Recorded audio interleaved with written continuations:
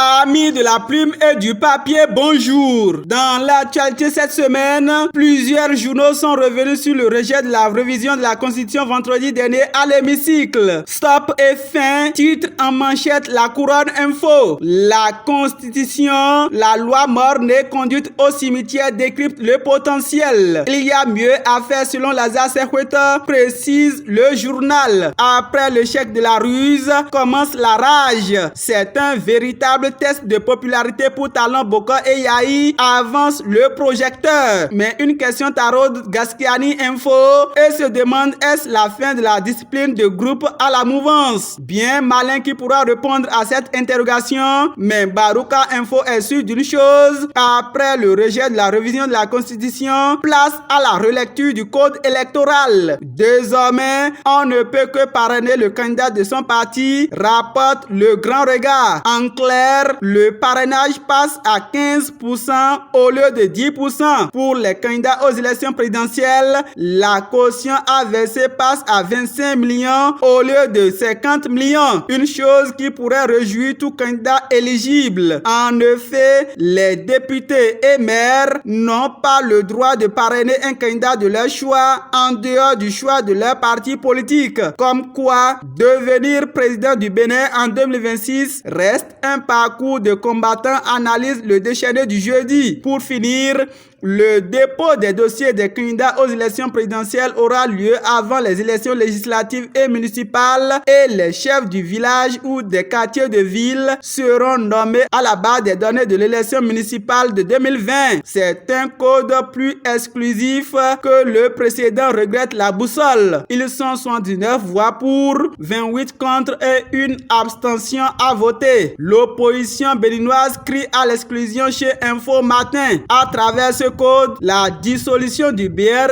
est donc actée, reprécise la boussole. Déjà des voix se lèvent et mon confrère Hugues Hector Zogo du quotidien L'Indépendant dans sa chronique souhaite qu'on aille aux élections dans la paix. Et oui, les élections dans la paix, mais les prières doivent commencer maintenant, insiste la nouvelle génération. L'église catholique, le PMB et l'islam ne sont pas restés indifférentes. Elle lance un appel pressant aux députés, informe le Télégramme. Il faut à tout prix épargner au peuple béninois les violences. Déclaration des confessions religieuses du Bénin sur la modification du code électoral, rapporte le journal hebdomadaire La Croix du Bénin. Martin Libre n'est pas satisfait et fait un retour sur le code électoral. Le quotidien constate qu'un État parti se profile. Sosa fera-t-il comme Djogbenou, s'interroge le journal. Plus loin, la plateforme électorale des OSC invite Talon à ne pas promulguer le code électoral. Voter, insiste Martin Libre. En ce calme, les démocrates ont fermé la page. Ils sont préoccupés par la hausse du prix du billet d'avion au Bénin. 9 députés du parti interpellent le gouvernement à cet effet et écrivent le Télégramme et la primauté. Toutefois,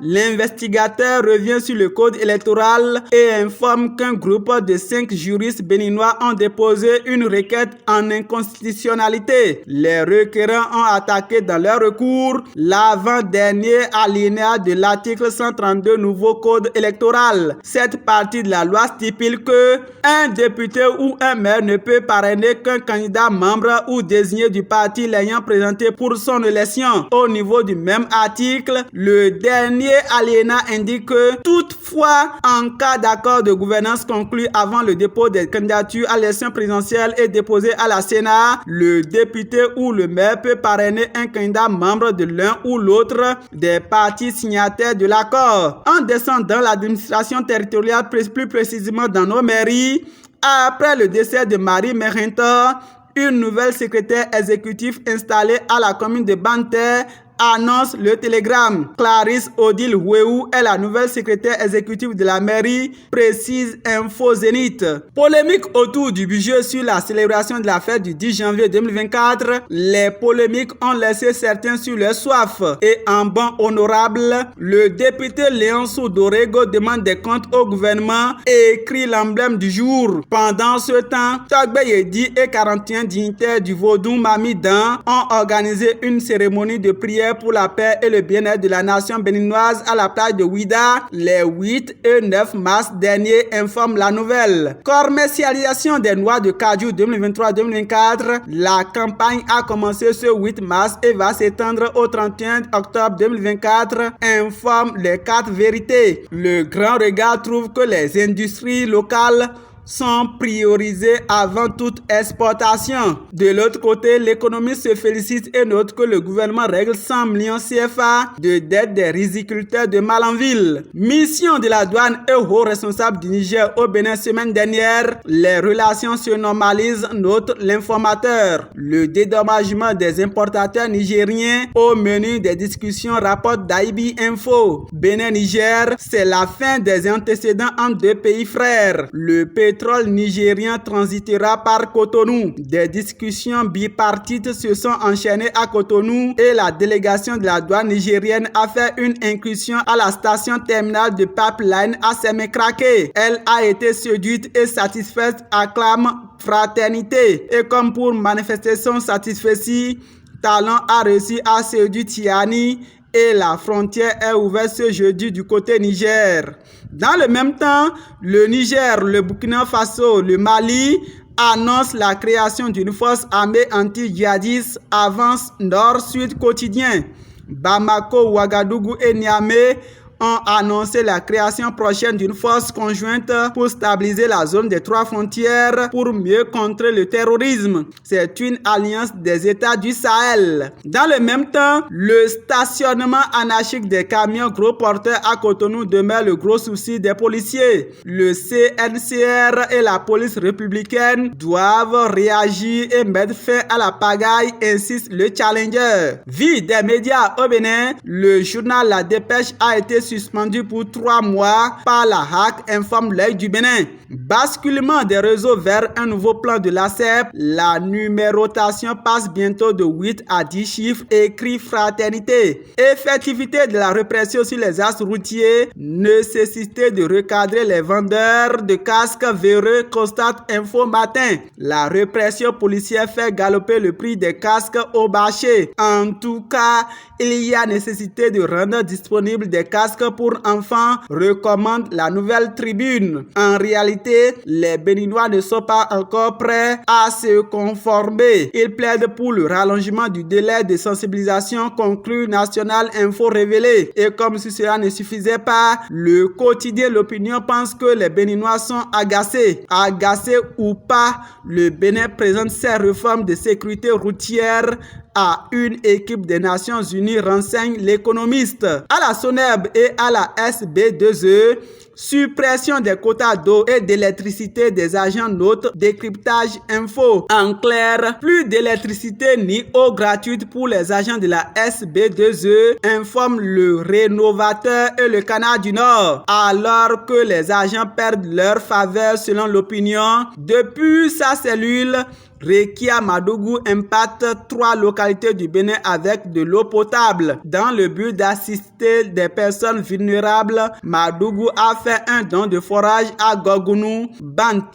et Alada, rapporte Nassiara et Dabarou. Culture, la 13e édition du Festival des Arts et Culture Idacha Fassi, annoncée du 28 au 31 mars 2024, informe le journal de la Maison Nationale Info révélé. Insécurité de la sous-région, le gouvernement entend renforcer l'effectif des forces armées béninoises. Un recrutement spécial est lancé dans le militaria, annonce le matinal. Pendant ce temps, dans la commune de Karimama, une école a été brûlée et des vivres emportés par des individus armés non identifiés, affiche l'affiche du jour. Parallèlement, dans l'arrondissement de Sanson à Tchaourou, un réseau de fabrication de boissons frélatées démantelé se réjouit d'Abarou. Non loin de Tchaourou, à Parakou, un marabout et son client arrêtés, écrit la Nouvelle Gazette. Ils sont destinés à multiplier des faux billets, clarifie le Canard du Nord et le Coopérant.